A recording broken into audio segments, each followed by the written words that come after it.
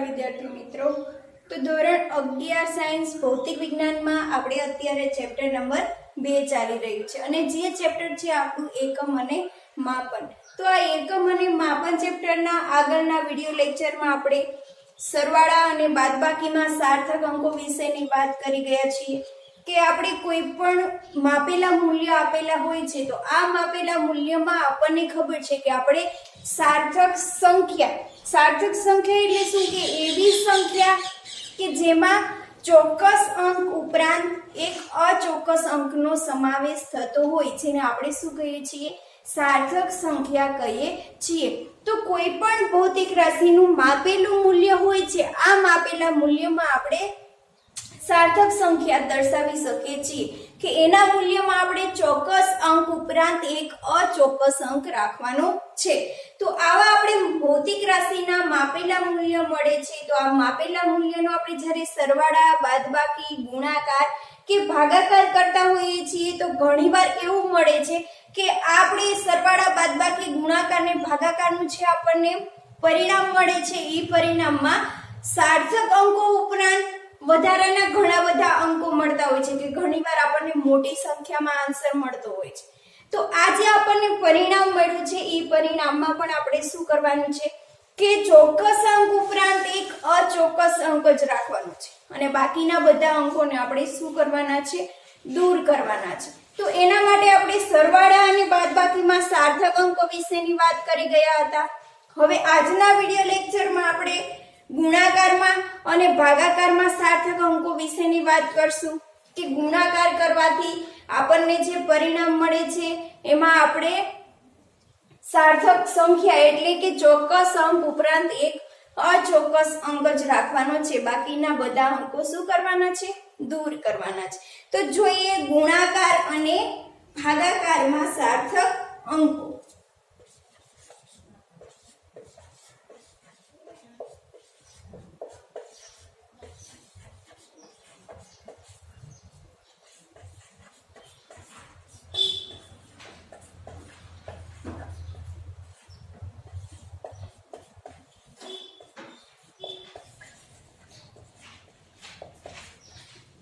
જેને ઇંગ્લિશમાં કહીશું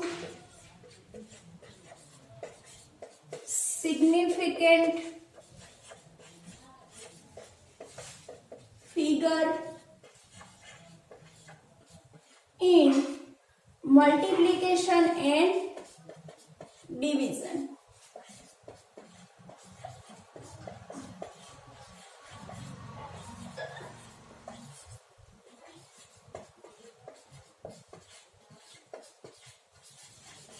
ગુણાકાર અને ભાગાકારમાં સાર્થક અંકો। તો ગુણાકાર અને ભાગાકારમાં સાર્થક અંકો આપણે જોવાના છે। તો એના માટે સૌથી પહેલા તો આપણે વ્યાખ્યા જોઈ લઈએ એટલે કે આપણે જોઈ લઈએ કે જ્યારે માપેલા મૂલ્ય હોય છે એનો ગુણાકાર અને ભાગાકાર કરીએ છીએ તો આપણે એના પરિણામમાં કેટલા અંક દર્શાવી શકીએ છીએ। તો જોઈએ સાર્થક સંખ્યાઓનો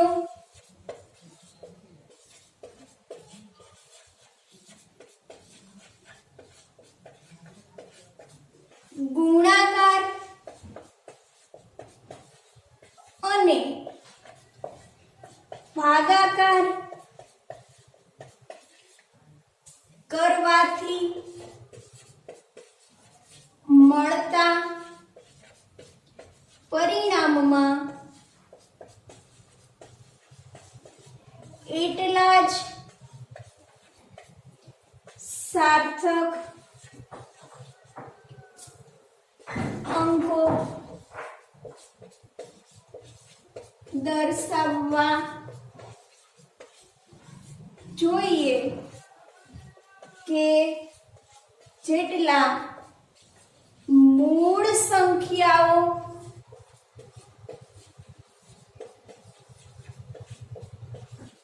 પૈકી જે સંખ્યામાં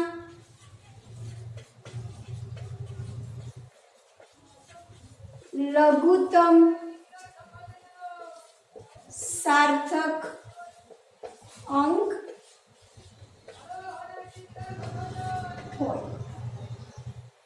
જો શું કીધું છે કે જ્યારે આપણે સાર્થક સંખ્યાઓનો ગુણાકાર અને ભાગાકાર કરીએ છીએ તો એનાથી આપણને જે પરિણામ મળે છે એ પરિણામમાં આપણે કેટલા સાર્થક અંક દર્શાવવાના છે કે મૂળ સંખ્યાઓ પૈકી જે સંખ્યામાં લઘુત્તમ સાર્થક અંક હોય એટલા જ અંક આપણે શું કરવાના છે દર્શાવવાના છે બરાબર ક્યારે ગુણાકાર અને ભાગાકાર કરીએ ત્યારે તો ઉદાહરણ દ્વારા સમજીએ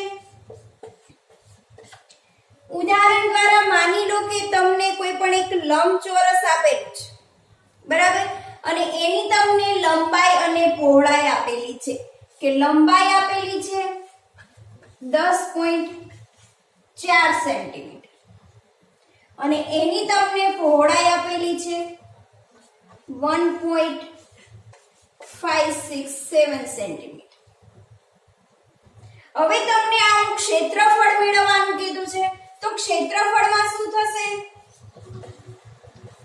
લંબાઈ ગુણ્યા પહોળાઈ તો અહીંયા શેની વાત થઈ છે ગુણાકારની વાત થઈ છે તો તમને બે આપેલા મૂલ્ય આપેલા છે એક આપેલી છે લંબાઈ અને બીજી આપેલી છે પહોળાઈ અને અહીંયા તમારે ક્ષેત્રફળ મેળવવાનું છે માટે તમારે બંનેનો શું કરવો પડશે ગુણાકાર કરવો પડશે તો જોઈએ આપણને જે સંખ્યા લંબાઈ આપેલી છે આ લંબાઈમાં આપણી પાસે સાર્થક અંકો કેટલા છે તો અહીંયા જો 10.4 એટલે જે લંબાઈ આપેલી છે એમાં સાર્થક અંક કેટલા છે 3 સાર્થક અંક છે અને પહોળાઈ આપેલી છે તો પહોળાઈમાં કેટલા સાર્થક અંક છે 1 2 3 અને 4 તો અહીંયા તમને 4 સાર્થક અંક છે લંબાઈમાં 3 સાર્થક અંક છે અને પહોળાઈમાં 4 સાર્થક અંક છે હવે તમારે બંનેનો શું કરવાનો છે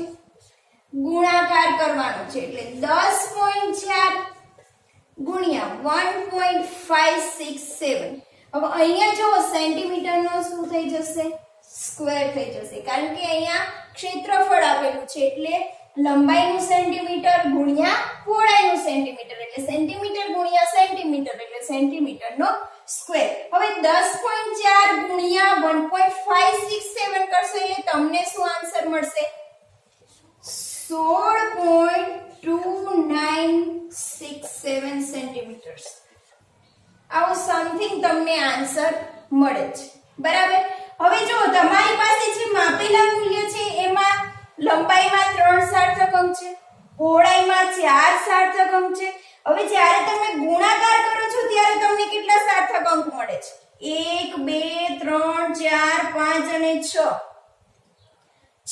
સાર્થક અંક તમને અહીંયા મળે છે હવે આપણી પાસે નિયમ શું છે કે જ્યારે ગુણાકાર અને ભાગાકાર કરવામાં આવે છે ત્યારે પરિણામમાં મૂળ સંખ્યાઓ પૈકી જે સંખ્યામાં લઘુત્તમ સાર્થક અંક હોય એટલા જ આપણે પરિણામમાં દર્શાવવાના થશે બરાબર તો અહીંયા જો મૂળ સંખ્યાઓ આપણી પાસે બે છે લંબાઈ અને પહોળાઈ તો બંને સંખ્યામાંથી કઈ સંખ્યામાં લઘુત્તમ સાર્થક અંક છે લઘુત્તમ એટલે કે ઓછામાં ઓછા તો લંબાઈ પાસે 3 છે પહોળાઈ પાસે 4 છે તો આપણે કેટલા પરિણામમાં દર્શાવવાના થશે 3 સાર્થક અંક દર્શાવવાના થશે તો હવે આપણી પાસે જે આ પરિણામ છે એમાં આપણે 3 સાર્થક અંક દર્શાવવાના છે એટલે કે 1 2 અને 3 તો અહીંયા સુધી આપણે સાર્થક અંક દર્શાવવાના રહેશે તો ત્યાં સુધી આપણે શું કરવું પડશે રાઉન્ડિંગ ઓફ કરવું પડશે તો રાઉન્ડિંગ ઓફ કરવા માટે જો 967 તો 967 છે એ 500 કરતા નાની સંખ્યા છે કે મોટી સંખ્યા છે તો 967 છે એ 500 કરતા કેવી સંખ્યા છે મોટી સંખ્યા છે અથવા તો જે તમારે 9 પડતો મૂકવાનો છે એ 5 કરતા નાનો છે કે મોટો છે 5 કરતા મોટો છે તો આગળના અંકમાં શું થશે 1 નો વધારો થશે તો આપણે 3 અંક સુધી રાઉન્ડિંગ ઓફ કરવાનું છે એટલે આપણને આન્સર મળશે 6.3 સેન્ટીમીટર સ્ક્વેર જે આપણે શું છે ક્ષેત્રફળ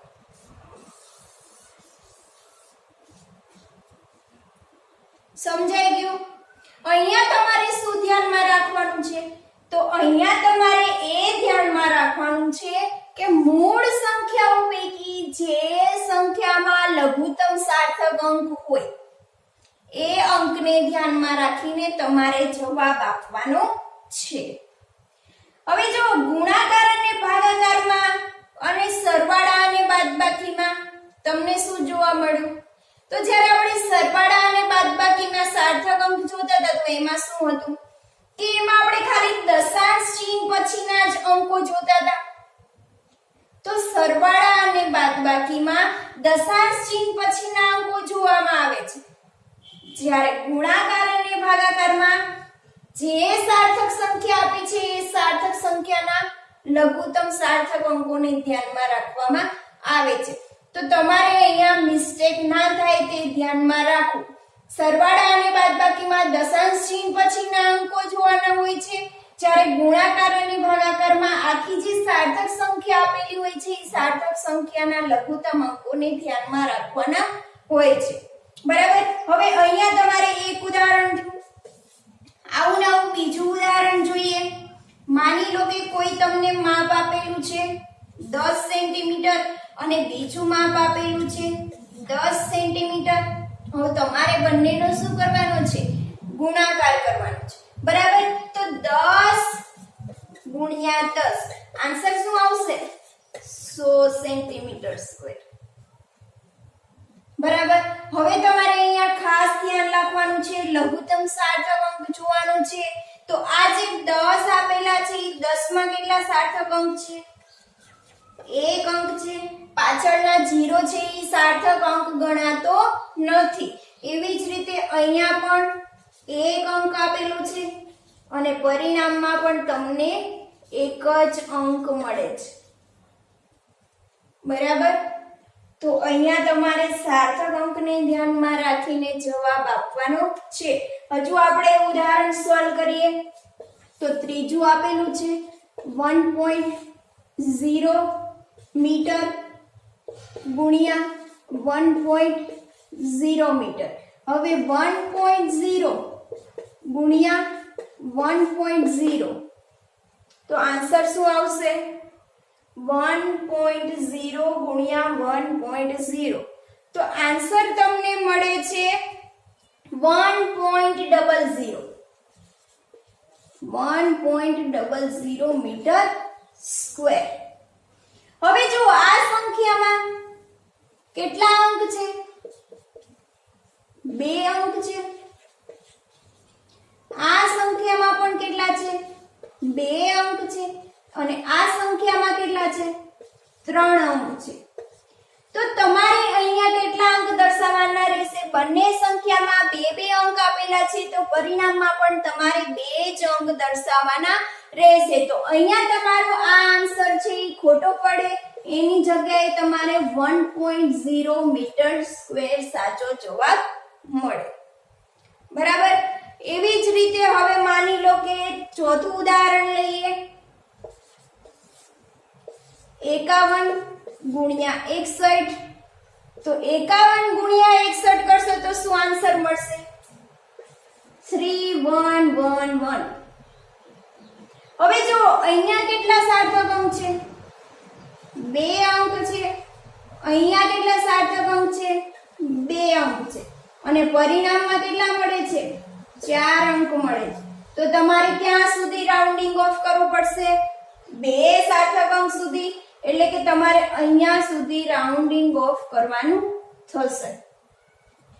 હવે જો અહીંયા તમને વિચાર આવે કે પાછળના 11 રિમૂવ કરવાના છે જે 50 કરતા કેવા છે? નાના છે. તો ડાયરેક્ટ કાઢી નાખીએ અને એનો આન્સર આવશે 31.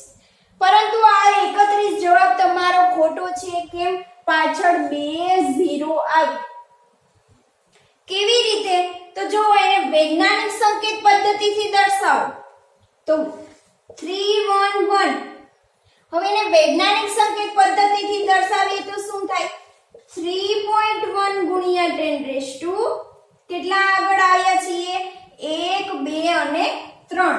તો અહીંયા થઈ જશે 3. બરાબર? હવે તમારે શું કરવાનું છે? તો તો હવે તમારે 2 જ અંક દર્શાવવાના છે. તો 2 અંક દર્શાવવા માટે તમારે અહીંયા સુધી રાઉન્ડિંગ ઓફ કરવું પડે. તો પાછળના 11 છે એ 50 કરતા નાના છે, દૂર થઈ જશે તો શું આવશે 3.1 ગુણ્યા 10⁻3. હવે 3.1 ગુણ્યા 1000 કરશો તો એનો આન્સર શું મળશે 31. બરાબર. તો એનો તમને જવાબ મળશે 31.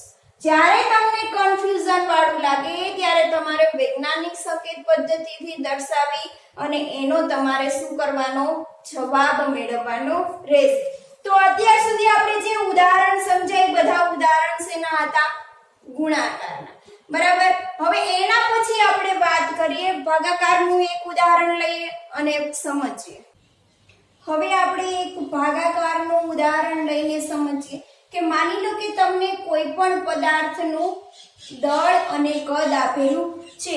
તમને પદાર્થનું દળ આપેલું છે 8.254 ગ્રામ અને તમને કદ આપેલું છે 2.68 સેન્ટીમીટર ક્યુબ. કે તમને કોઈ પણ પદાર્થનું અહીંયા દળ અને કદ આપેલું છે અને તમને ઘનતા શોધવાનું કીધું છે કે ઘનતા મેળવો. બરાબર. તો ઘનતાનું આપણે બધા ઇક્વેશન જાણીએ છીએ કે ઘનતા બરાબર શું થાય દળના છેદમાં કદ. બરાબર. તો દળ આપણી પાસે છે 8.254 ગ્રામ છેદમાં કદ છે 2.68 સેન્ટીમીટર ક્યુબ. બરાબર. તો ઘનતા બરાબર દળના છેદમાં કદ. તો દળની મૂલ્ય છે આપણી પાસે અને કદનું મૂલ્ય છે આપણી પાસે. તો બંનેનો આપણે ભાગાકાર કરી દેશું તો આનો તમને આન્સર શું મળશે 3.07985 ગ્રામ પ્રતિ સેન્ટીમીટર ક્યુબ. હવે જો તમને જે દળ આપેલું છે એમાં સાર્થક અંક કેટલા છે 1 2 3 અને 4 એટલે અહીંયા છે તમારી પાસે 4 અંક. કદ આપેલું છે એમાં કેટલા અંક છે 1 2 અને 3 એટલે તમારી પાસે છે 3 અંક. તો જે તમને માપેલા મૂલ્ય આપેલા છે દળ અને કદ આપેલું છે એ બંનેમાંથી કયા મૂલ્યમાં તમને લઘુત્તમ સાર્થક અંક દેખાય છે કદમાં કેટલા અંક છે 3 અંક. હવે આ બંને માપેલા મૂલ્યનો જ્યારે તમે ભાગાકાર કરો છો તો એના પરિણામમાં તમને કેટલા બધા અંક મળે છે. તો આપણે પરિમાણ જે તમને મળ્યું છે પરિણામ એને આપણે 3 અંક સુધી જ દર્શાવવાનું છે. લઘુત્તમ અંક સુધી દર્શાવશું તો 3 અંક સુધી દર્શાવશું એટલે 3.07 અહીંયા સુધીનો તમારો આન્સર લેવો પડશે. બરાબર. ત્યાં સુધી તમારે રાઉન્ડિંગ ઓફ કરવું પડશે. હવે આ સંખ્યા જો 5000 કરતા નાની છે કે મોટી આપેલી છે તો આગળના અંકમાં એ શું થશે પ્લસ થશે. બરાબર. તો આ જવાબ આવશે 3.08 ગ્રામ પ્રતિ સેન્ટીમીટર ક્યુબ જે તમને મળી ઘનતા. તો આવી રીતે કોઈ પણ સંખ્યાઓનો જ્યારે ગુણાકાર કરવાનો થાય કે ભાગાકાર કરવાનો થાય એના પરિણામમાં તમારે માપેલા મૂલ્યોમાં જે સંખ્યામાં તમને લઘુત્તમ અંક હોય એટલા જ તમારે શું કરવાના છે પરિણામમાં દર્શાવવાના છે.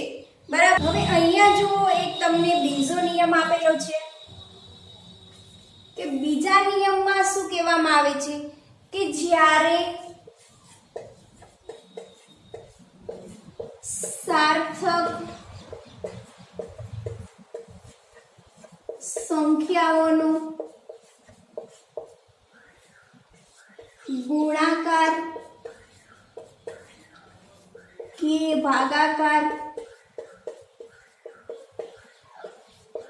કરવાનો હોય ત્યારે તેમાં જો કોઈ સંખ્યા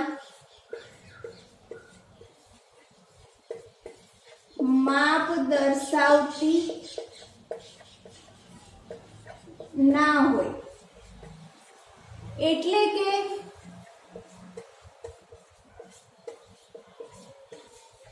ચોક્કસ સંખ્યા હોય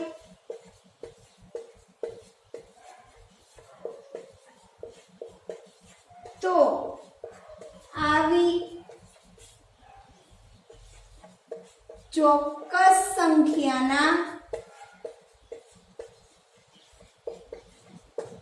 સાર્થક અંકો અનંત હોય છે, માટે આવી સાર્થક સંખ્યાના અંકોને ધ્યાનમાં લેવાના નથી, પણ બીજી સાર્થક સંખ્યાના અંકોને ધ્યાનમાં લઈ પરિણામોને દર્શાવો. જો તમને શું કીધું છે કે બીજો એવો નિયમ આપેલો છે કે જ્યારે આપણે સાર્થક સંખ્યાઓને ગુણાકાર અને ભાગાકાર કરતા હોઈએ છીએ તો ઘણીવાર તમને એવું જોવા મળશે કે એમાં જે તમને સંખ્યા હોય ને એ સંખ્યા માપ દર્શાવતી ના હોય. બરાબર, તો આ સંખ્યા માપ દર્શાવતી ન હોય તો એવી સંખ્યા કેવી હોય છે? ચોક્કસ સંખ્યા હોય છે કે જે આપણે સાર્થક અંકોને નક્કી કરવા માટેના નિયમોમાં જોઈ ગયા છીએ કે આવી ચોક્કસ સંખ્યા હોય છે તો એ સંખ્યાના સાર્થક અંકો કેવા હોય છે? અનંત હોય છે. તો આવી સંખ્યાના સાર્થક અંકો અનંત હોવાથી એવા સાર્થક અંકોને તમારે ધ્યાનમાં લેવાના નથી. તમને જે માપેલું મૂલ્ય આપેલું હોય છે એ માપેલા મૂલ્યના જ તમારે શું કરવાના હોય છે? સાર્થક અંકો ધ્યાનમાં લઈ અને એના પરિણામને તમારે દર્શાવવાનું હોય છે. ઉદાહરણ દ્વારા સમજીએ કે માની લો કે તમને એક કોઈ ક્યુબ આપેલું છે.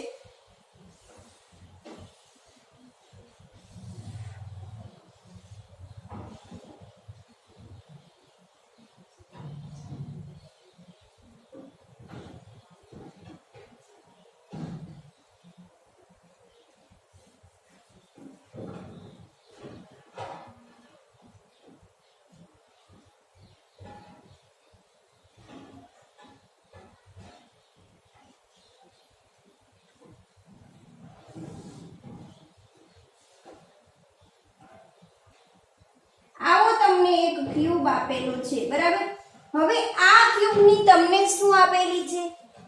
લંબાઈ આપેલી છે. તો આ લંબાઈનું મૂલ્ય તમને આપેલું છે L બરાબર 7.203 સેન્ટીમીટર.